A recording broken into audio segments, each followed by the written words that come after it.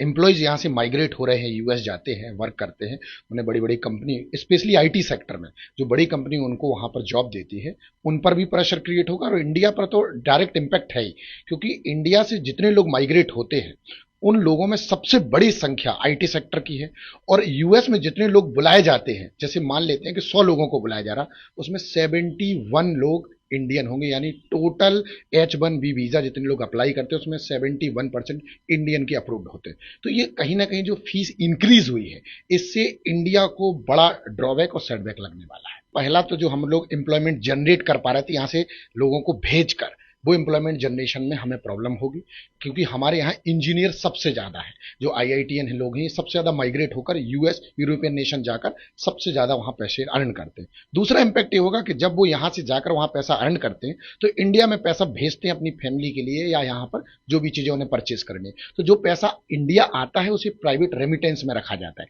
यानी जब हम लोग इंपोर्ट और एक्सपोर्ट के डेटा को मेजर करते हैं और वहां पर किसी प्रकार से बैलेंस ऑफ पेमेंट में प्रॉब्लम आ रही होती है, तो हम प्राइवेट रेमिटेंस को भी कंसीडर कर लेते हैं बैलेंस ऑफ पेमेंट के तौर पे। करंट अकाउंट और कैपिटल अकाउंट जो आरबीआई मेजर करती है, उसमें प्राइवेट रेमिटेंस आने की वजह से बैलेंस ऑफ पेमेंट बराबर हो जाता है। और यही प्रॉब्लम देखने को अपने को मिल सकती है अगर इंडियन माइग्रेशन कम हुआ यूएस के अंदर, तो प्राइवेट रेमिटेंस भी गिर जाएगा और प्राइवेट रेमिटेंस गिरने की वजह से बैलेंस ऑफ पेमेंट में बड़ी प्रॉब्लम होगी।